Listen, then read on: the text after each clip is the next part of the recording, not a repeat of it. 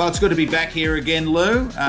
Another week goes by, and my name, of course, as we all know, is Andrew Wilson. I have a number of qualifications, I guess, that situate myself in terms of a talking head in the housing market. I have a PhD and a Master of Science by research in housing market economics. I have other qualifications as well. And I'm also a member of the Royal Institute of Chartered Surveyors, so I have a professional membership, which also gives me some imprimatur in terms of measurement. And of course, my measurement is with the housing market and the broader economy. I've also had a lengthy career as a formal career as a property economist, and my last major role was of chief economist for the Domain Group. And since then, I've been working as an independent commentator, and also through My Housing Market, which is my brand. We also provide comprehensive data insights as well into the housing market. So that's me,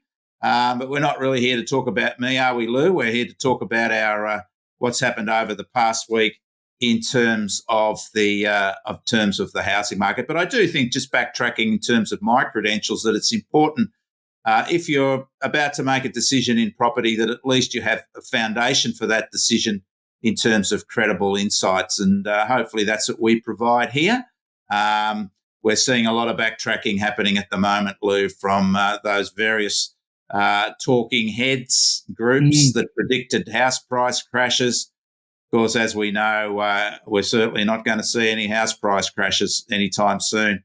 In fact, as we'll show with our final results for April next week, our housing markets are certainly now consolidating the revival that's been clear over the past 3 months. And I think if you're waiting for the bottom of the market to happen before you made your decision, I'm sorry, but you've missed out. That was January. Yes. In fact, we're now starting to see all capital city markets rising over April. So it's not just been a Sydney story or a Melbourne story or a Brisbane story. We're now seeing all that energy gather in most housing markets. But look, a lot of this will depend on where the Reserve Bank goes in terms of the outlook with its interest rates, and we'll find out more about that next week. So having said all that, Lou, shall we start our presentation for today, which of course will be our last one for April. Can you believe another month's gone away, and we're really seriously heading towards the middle of the year. But as usual, of course, Lou, if I could digress slightly, April is a holiday month. We get a lot of distractions because of where holidays situate themselves. Obviously, we have a change in Easter year on year, and then we have Anzac Day and we have school holidays, and that means some disruptions to our markets, particularly our auction markets from weekend to weekend during these holiday periods. But we will we'll look at that when we look at what the latest auction results have brought us for last weekend. But as I mentioned, My Housing Market is my brand. But we were discussing before, Lou, about the Reserve Bank, and I guess the big news over the past week has been that there have now proposed some big changes for the Reserve Bank. The poor old Reserve Bank has had its feet held to the fire a little bit over the last year or so. I'm not so sure they would have, done anything differently, to be quite honest. They've really followed what most other central banks have been doing, Lou, and that's obviously trying to manage, a very significant inflationary outbreak as a result of those COVID stimulus packages. We weren't alone. We threw everything but the kitchen sink at COVID during COVID in terms of economic stimulus. It was party time.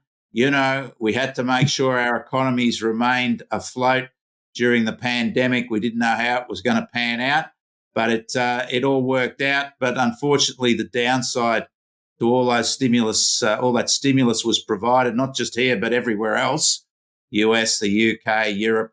The downside has been inflation, because we created all that demand, but sadly we didn't have the supply to match that demand. But that wasn't, to some degree, predictably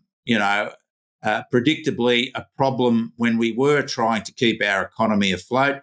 We were sort of saying, well, if inflation happened, we'll worry about that down the track. the important thing was to keep people and the economy ticking over during those terrible times during the pandemic. But the Reserve Bank, probably hasn't had the greatest period in terms of its, its pronouncements, particularly through the public. And maybe it should have kept its cards a little bit closer to its chest during that period. It continued to make, predictions, which it's been, probably its biggest issue has been some of its longer-term forecasts, which have proven to be wrong. We know that the big one was that the Reserve Bank was continuing to predict that interest rates wouldn't increase till 2024. Of course, we know they got that one wrong. And maybe it would have been a little bit more sensible, Lou, for them just to say, not to take that longer-term view, which I think they were doing to keep confidence up anyway, but maybe not just to comment on, longer-term outlook for interest rates. Now, I'm not sure, given if that was their biggest problem, that the proposed changes that have been made through the Labor Party, the new government, to the Reserve Bank will make any difference to that. In fact, it might even be worse in terms of, the pronouncements from the Reserve Bank. I think they're going to have a lot of discipline, to avoid making statements that may prove to be, incorrect in terms particularly of forecasting, because this is the nature of the game is things come out of left field, Lou. We've seen that, the GFC, the pandemic. We have things that occur that, you can't forecast for, which obviously have significant implications for economic policy and economic outcomes. So it's a difficult, it's a difficult job. It's a difficult policy position, particularly also that economics, it has been viewed, and perhaps, understandably, as a sort of a fixed bag of rules that you follow, regardless. But we've sort of proven that, economic mantra and economic dogma has sort of failed us over the last 10 years, particularly in monetary policy. But, what can reserve banks do other than sort of follow the rule book, in times, of great change? So it's just, something we have to sort of live with to some degree, because we can't be going off, in an experimental sense to use other policy settings which haven't been proven. So, we'll continue to see that going forward. But as I said, big changes proposed for the Reserve Bank. I'm not going to go through all of them, Lou, but I think these are the main ones. And that is that the panel is now going to, this is what I find very amusing, but they're going to create a panel now made up of monetary policy experts. So now I don't know if anybody has asked the question, where are these monetary policy experts going to come from? Who are they? Yes. And I'm the same. I wonder, who is it going to be? Yeah, and the point is that I thought the Reserve Bank was sort of the place where all the monetary policy experts lived and breathed, Yes. Where are these outside monetary policy experts going to come from? And I think the Reserve Bank, as well as all their in-house monetary policy experts, and we're certainly talking, I would assume, economists basically here, but they also, have a lot of consultation with outside, with outside experts or so-called experts in terms of what they're doing. But that's their whole job, 24/7. So I'm not sure we're going to find these monetary policy experts from, Lou. And as I said, heaven forbid, to some degree, we sort of move into which I'm sure we will, the academic environment. Good luck. I'm an old academic, and I mean in terms of used to be rather than my age. But, academia are tremendous in terms of the theoretical construct, and they can do that because they're not really, beholden to market forces in any way. Certainly not what market economists have to deal with. So it will be very interesting, Lou, and I think that's the first big question mark there. Yeah. Who are these monetary policy experts? What is it that they will be using differently other than, what we expect from economists in terms of, the economic mantra that economists rely on, which, as I said, hasn't really worked brilliantly. But, what's the alternative? It's experimental, and, we don't want to be throwing the baby out with the bathwater here by coming up with other policies. So, that's the first point. Who are these monetary policy experts?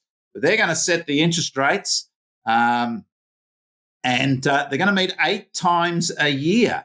Now, that's another sort of, what if something occurs? I suppose there'll be a condition, we can meet if something comes out of left field.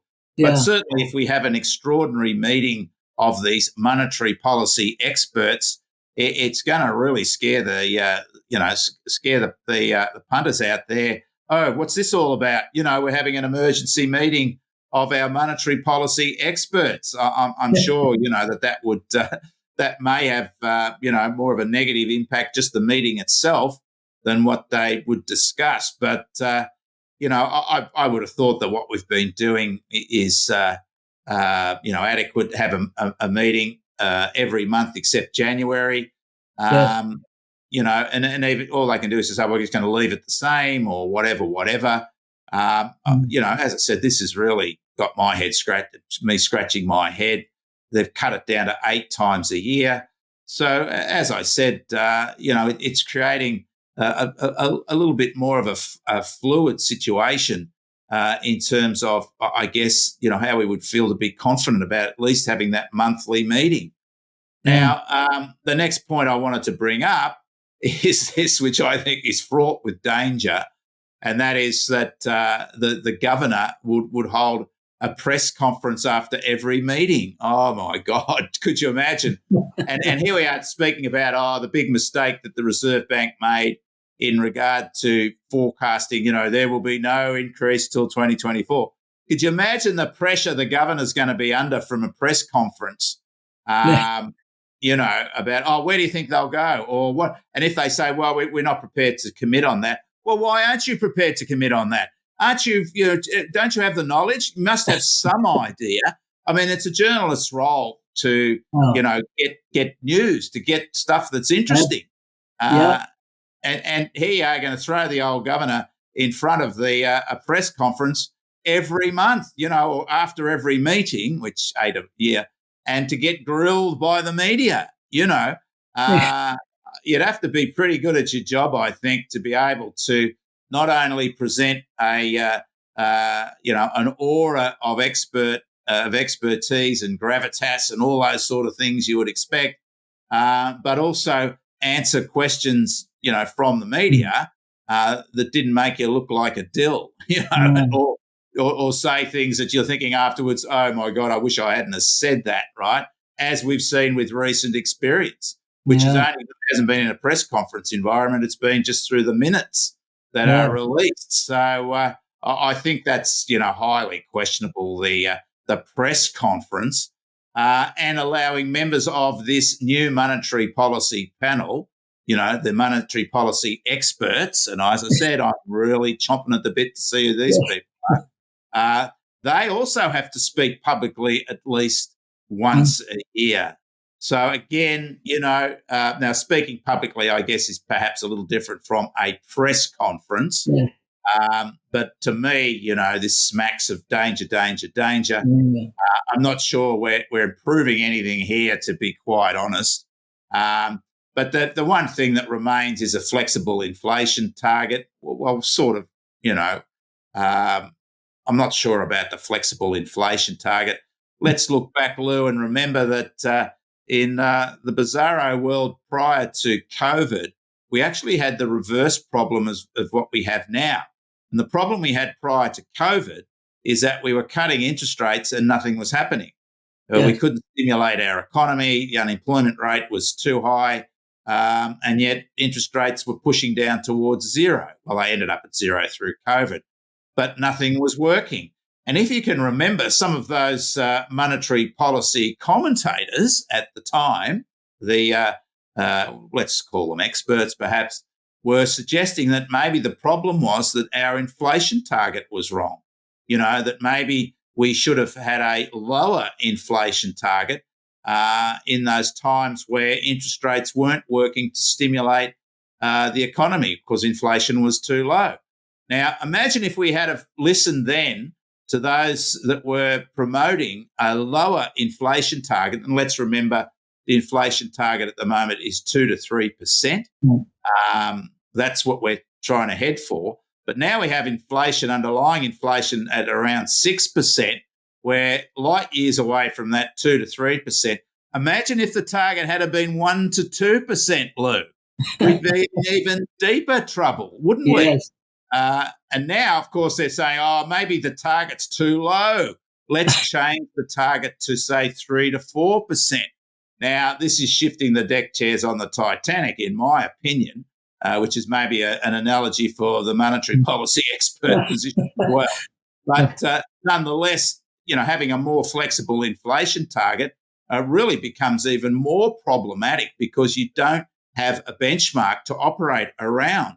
And who's to know how long the business cycle lasts until you start to thinking about changing the inflation target. So, I think that's got a lot of problems with it. Yeah. And I wouldn't like to be, one of those monetary policy experts who are, who are then given the task of setting a different inflation target. But I think the important thing is that operational independence will remain. In other words, the government, can't interfere with monetary policy that it's, created objectively. However, having said all that, we have seen 2 new appointees to the Reserve Bank Board from the Labor Party. And I would suggest that, those new appointees certainly have a history of being, I guess, from the left side of the equation. And should we be surprised at that? Well, no. So, again, maybe if you're cynical, you could then start to think about, well, how's this operational independence working when maybe we're already seeing signs that the appointees, and of course the previous government could be accused of that as well, appointees being from the side of town which is sympathetic supposedly to the government. But I think that what we can see here, which concerns me also, Lou, is that these proposed reforms, and let's make it clear, these are proposed. There's no time frame on this, so they could sit on their hands, until the recommendations, they felt it was a good time to do it. And a good time to do it would be, when things were getting better, maybe, yeah. But rather than when things are worse.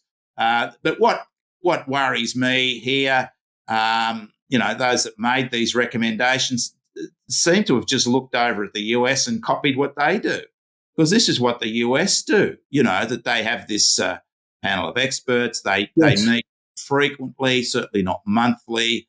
And the head of the Fed has to front up to a press conference after every meeting.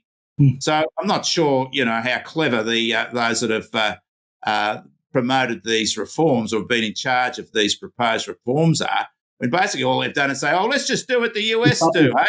Let's copy. The US is a model to follow, given that they have higher inflation over there and are probably in a worse position in terms of controlling that inflation than we are here in Australia, because they have a different setup, particularly in terms of their wage setting. So, proposed reforms, a lot of maybe it's taking a little bit of heat off the government to be seen to be doing something. Maybe it'll take some time for these things, if they ever do, bear fruit, to come through, in actuality. But, just for my 2 cents worth, Lou, my opinions on the main changes. But I think the problem will always be that, we have to rely on economic dogma, and maybe we have to, because we can't be, taking experimental positions in such an important policy environment. But I do think that the real issue here is there's some pain to come. We know that. The way to control inflation unfortunately, is to create pain. And that pain means higher unemployment. And, Lou, that's not good news for a government, as we saw in that recession of the early 90s, what happened to the Labor government then eventually as a result of that recession. And maybe, the current jurisdiction is, thinking along the lines of, we don't want to be part of that, punishment scenario if when the pain comes, and the pain will have to come, I believe, to control inflation. So there's a lot of, sort of shenanigans perhaps going on here. Now, the other thing, so that's have you got anything to sort of add to that, Lou, on our... how does the accountability of these new experts, where does that come from? Who's Well, same deal. They'll be appointed or unappointed. But that's a good point, because, we see it's a very refined process, appointees to, the Reserve Bank Board or whatever they want to call it. One side will accuse the other of feather bedding it according to ideology. Yeah, well, that's fine. But again, the RBA appointments are made by the government. So, we're beholden to whichever flavour of government we've got at a particular time. And you would obviously, expect, and certainly that the members of the board would hang tight amongst each other, and that decisions would be, done on a basis that, we're all in sort of thing for whatever we decided to do. But, so accountability will be, and I guess this is accountability now with these proposed changes for what's been perceived to be some poor results from the Reserve Bank. And I've been a significant critic of the Reserve Bank, and I could detail a number of issues that I've had with them. I believe particularly they held interest rates too high for too long during 2016 and 17. I think there's been way too much focus from the Reserve Bank on the housing market. I think that they've allowed their prejudices on the housing market to influence monetary policy to the detriment of the economy. As I said, the pronouncements regarding the outlook, the medium-term outlook, I think were always fraught with danger in an uncertain environment. And that was also, a problem for the Reserve Bank, which has ended up with these changes. Mm-hmm. I suppose that leads you into the statement you've got on the screen now. That's right. And I thought it was interesting sort of waiting for this, as we discussed last week and as we've discussed before, Lou, that house prices are up and running again. The predictions that were made of house price crashes have proven to be completely silly. Again, we should be used to it. Same old suspects, the major banks, etc., all got it wrong again on house prices in terms of predicting significant falls. They got it wrong during COVID. They got it wrong in 2017, 18, particularly 2018. So they've got form there, and I think we just sort of treat it as just one of those things that banks just completely don't understand the housing market. No. And unfortunately, part of that is the Reserve Bank, because the Reserve Bank was with banks, predicting significant falls, plus 10% fall peak to trough in house prices. Now, that just hasn't happened. And as you know, we've here looked at the historical evidence to bemoan all these ridiculous predictions that were made once interest rates started to increase regarding house price crashes. So the Reserve Bank, and I mean, we're seeing now that, a number of the major banks are all coming out, we were wrong, changing their forecasts, admitting that the market has bottomed out. But as I said, we've heard all this before, guys and girls. It's deja vu all over again. You got it wrong. You keep getting it wrong. And yet your business is the housing market. So, seriously, I think you need a good hard talking to at some level. Maybe you need some, experts to be appointed to, housing policy, housing market experts. Anyway, I'm being a little too clever for myself. The Reserve Bank has come out in its latest meeting and admitted that it was possible because it admitted that house prices were rising again. and that it was possible that house prices would stabilise earlier than previously expected. Well, that's happened, and at a level above the previously forecast trough. In other words, they got it wrong. And they're admitting, okay, so maybe it will stabilise earlier than expected and at a level above the previously forecast trough. Well, that's not a possibility. It's an actuality, guys and girls. So suck it in, move on, and maybe stop obsessing about the housing market, particularly in terms, I believe, as an emphasis on housing market activity in terms of interest rate policy and a clear negative bent towards the prospects of housing markets, which just don't reflect the historical evidence. And we deserve a lot better from the Reserve Bank than this, Lou, particularly in terms of our housing market, that they should be better than the clickbaiters that are out there predictably forecasting doom and gloom because it gets them a cheap headline.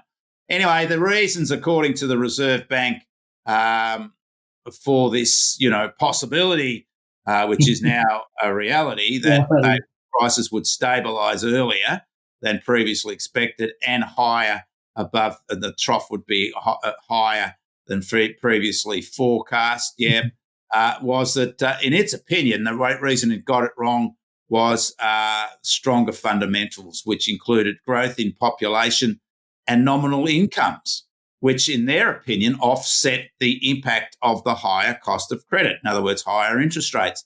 So they're saying that they've been surprised, perhaps, by the growth in population. And yet we have seen clearly evidence over the last 12 months of a surge in migration. Now, the growth in population has come about by reopening our borders to international migrants. We've known for, years that we were going to see a 200,000 target for migration.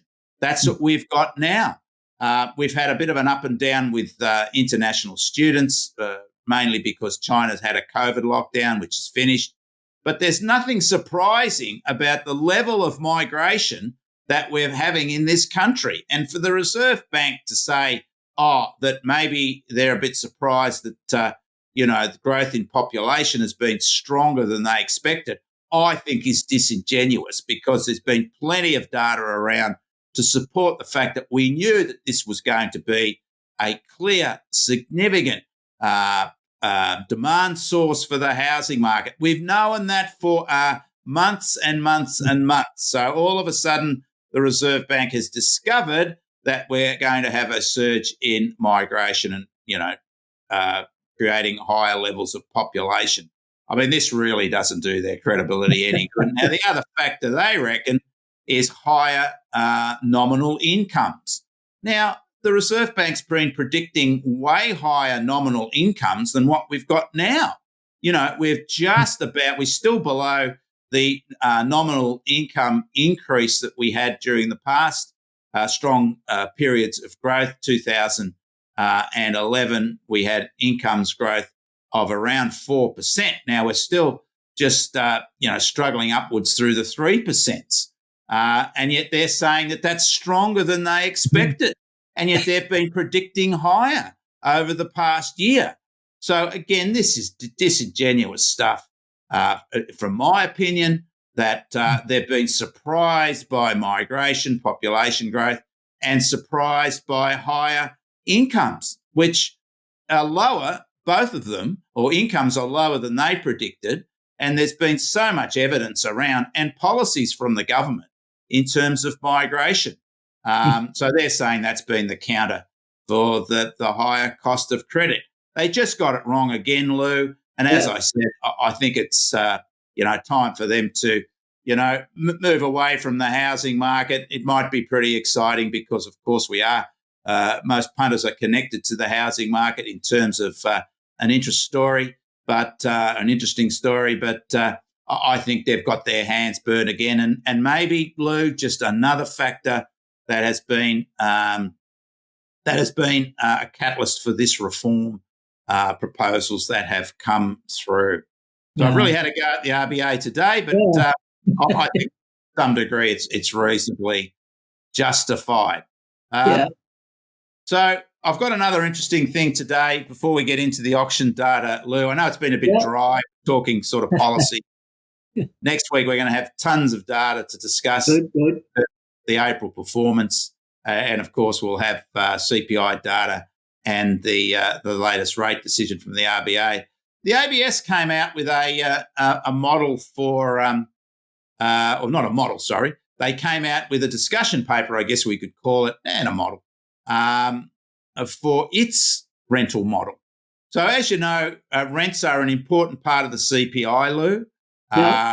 They make up a significant proportion of inflation. So if rents are rising, it does impact its way into the final inflation number. So the RBA, obviously, because rents are an important part of what we spend our money on, a large proportion or a significant proportion of Australian households are renters. So obviously, if they're paying more for rent, it works its way into the CPI model. And vice versa if they're paying less. So now the CPI model, we've got to be a bit clear here about what the CPI model is, Lou. And the CPI model actually covers all rents. So it's every rental property in Australia is measured. Now, they obviously don't measure every rental property, but they have a survey, that they survey what's happening with people who are renting, and they gauge, any changes. And I think now they've been, in a sense, forced because of what we know is happening in the private rental market with these extraordinary rent increases we've had over the last couple of years for various reasons, that they have to now sort of defend their model, which has not shown the same level of increases. So that's what they've done. They've come out and they've had a discussion paper. I'm not going to get into too much depth with this. I think there are a lot of significant question marks, particularly around what they've using as the drivers of rental changes. I think they've got that wrong, the ABS and their researchers, but we won't go into that in too much depth today.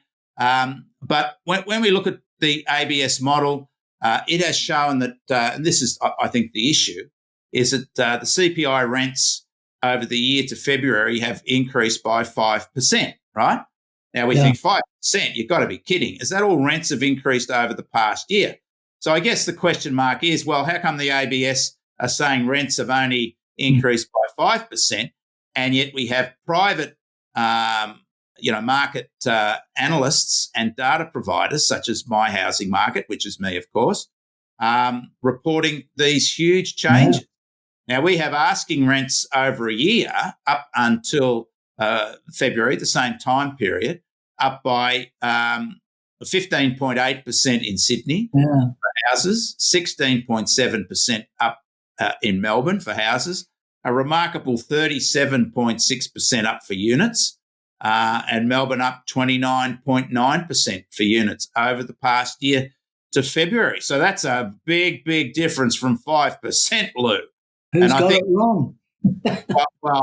So I guess the Reserve Bank's like, well, not the Reserve Bank, the ABS are like, well, people might be saying, how come you're saying rents are only up 5%? And that's contributing. So they have contributing to the CPI, whereas the private providers are all saying it's way ahead of that. And all the other providers are more or less saying the same thing that My Housing Market is reporting. And we've got a myriad of reasons for that. And I'm not going to go into that today because we'll discuss that next week. Now, CPI rents are not divided into houses and units. They're just homes. So that's the first point. So they're not really accounting for differentiations in dwelling types. But however, there's still obviously a very big difference regardless of that. Now, the point is this, and the ABS are correct here, that newly advertised rentals, and that's what the private commentators, the private data modelers represent, we look at properties that are coming up to rent every day. So they're new rental properties, Lou. I mean, I have no capacity to look at what's happening for rents, with people who are not new renters. So these are new renters that we look at. There's plenty of them, but regardless of the fact that there's plenty of them that we measure, they still only account for around 2 to 3% of the total rental market. So you understand that, Lou. So what we're measuring is just 2 to 3% of all the rental market is those new rentals. Now, the other point is that we are also only measuring, obviously, the private rental market, right, through estate agents. So it's just 2 to 3%, and it's only the private rental market basically through estate agents. However, CPI rents, the ABS rents, include public housing, which is a reasonable proportion of total rentals. Now, of course, public housing has a different model in terms of, rising and falling.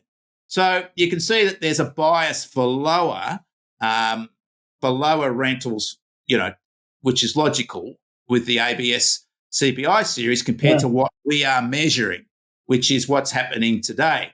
So the point is that you've got to understand also that there's less impetus for a landlord to put up rents as high as the current market is telling them they're rising, new rents, because they want to keep their tenant.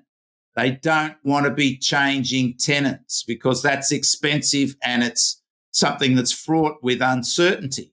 So they're less likely to be whacking up rents by that, 16, 20, 30% increase that annually that we're seeing in new rents coming through.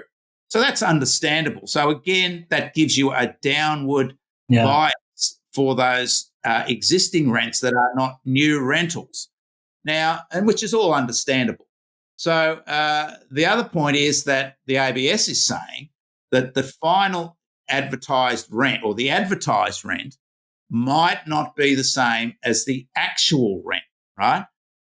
So what they're saying is they need to account for, because they're now accounting for new rental listings as well as the full stock they do. So they also count what's happening in the new rental listing market. But they've created a model which they reckon accounts for the fact that there might be some negotiation around what the asking rent is before you get to the final rent. Are you still with me, Lou? I know it's all over the shop. So so what they've done is they're looking at the changes in a model that occur, with these, because they can measure it apparently, the changes between what the advertised rent is and what the final asking or the final rent is with these new rents.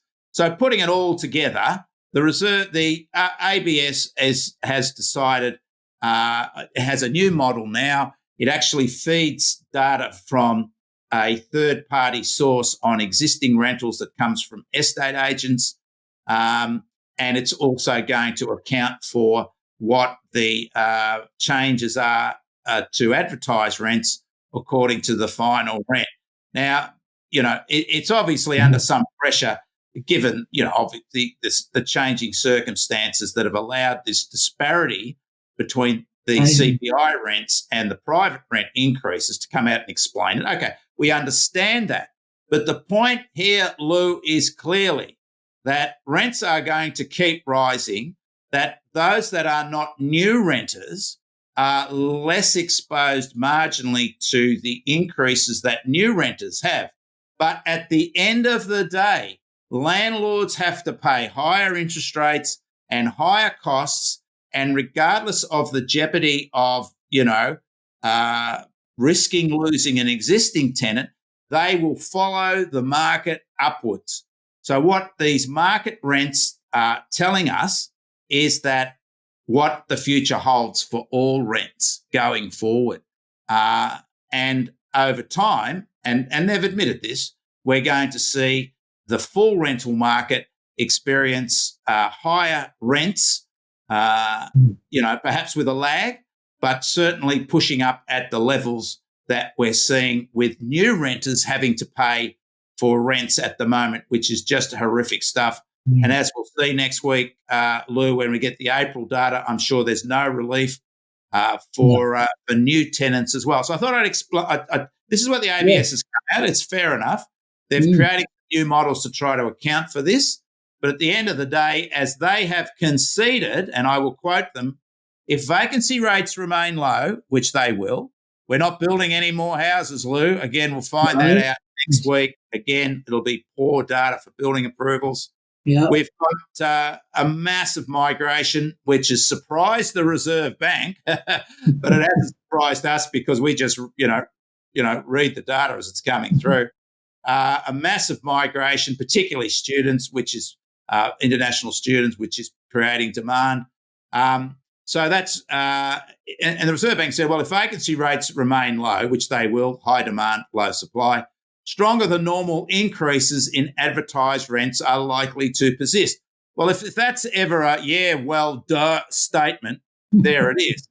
That will impact the CPI, the CPI rent data directly, given that those properties are included in the calculations now, and indirectly as increases in market rents influence landlords' price setting behaviour in the rest of the rental market, which is basically what I just said. So, some relief for those that aren't shifting, but don't expect it to last because we have a crisis in the rental market.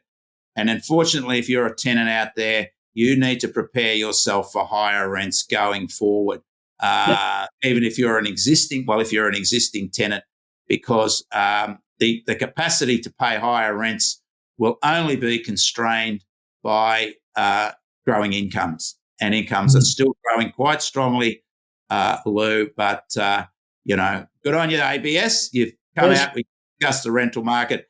They've improved their model, but they're basically saying the same thing, that their CPI numbers lag the real market.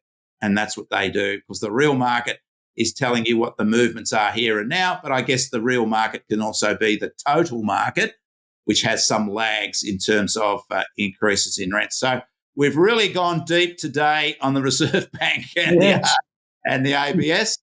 But we're going to finish off now, Lou, with the latest auction market results. So the auction market is still strong despite holidays. The weekend holiday market continues to be impacted by those usual April holiday distractions. Lower auction numbers, of course, that meant this weekend or this past weekend because of the Anzac Day notional long weekend, because I think a lot of people took off the Monday, maybe even the Friday. And I think that agents avoided putting auctions to some anyway. That's why we had fewer auctions, because agents avoided the distractions of that notional long weekend. Yeah.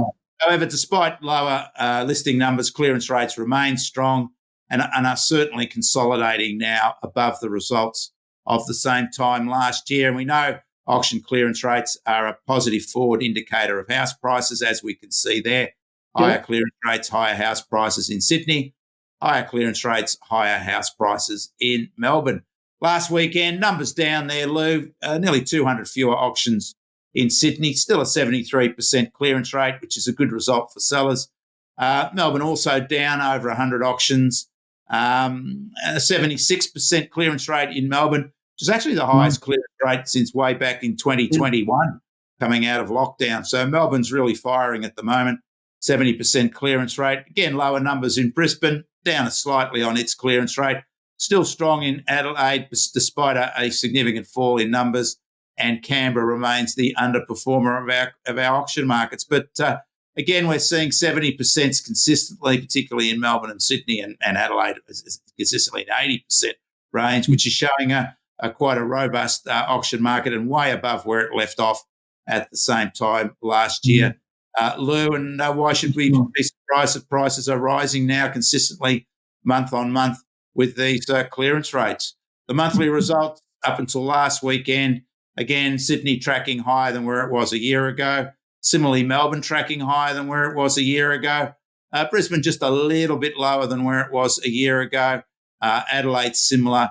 And the Canberra market, which is the clear underperformer, Lou, is still well below where it was a year ago. but it'll pick up on that Sydney energy. And there are some local factors, particularly in regard to property taxes, that may be acting as a drag on that Canberra market. You can get those auction clearance rates every Saturday night on my LinkedIn account, Doc Andrew Wilson at LinkedIn. We get the Saturday night snapshot of the capital cities, and then Sunday morning we have the full regional results for Melbourne and Sydney and commentary on the national auction market. So that's it from me, but we've got week coming up, Lou, so let's have a bit of a teaser. Next week we're going to discuss the April home prices and rents, and we'll go into that in some detail. The latest CPI data for the March quarter, which, again, it's backward-looking, Lou. It's, 3 months till March, which includes January. Who cares? But anyway, it'll be something to discuss. I'm not sure it's relevant to the RBA's decision next week, which, of course, we will discuss as well. But I'm sure the RBA will use that latest CPI data for its prognostications, if I can use that word, in regard to rate decisions. And as usual, we'll have the latest weekend auction results when the market resumes at what we would say is full strength after the holidays are behind us. So that'll be interesting as well to discuss, Lou. Well, it's been great again, Lou, with a bit of a dry discussion today around the Reserve Bank and the ABS. And I guess for those that are interested in some level of theory out there, it would be interesting. But we're going to have a truckload of data coming through over the next week or two, not just the preview for next week. We're also going to have building approvals. We're also going to have home loans, and we're also going to have retail sales to discuss. So I know you're looking forward to that with great interest, Lou. So we'll catch up next week, same time, same bat channel. We look forward to it, as always. Who do we beat up next? See you later. All right. Thank you.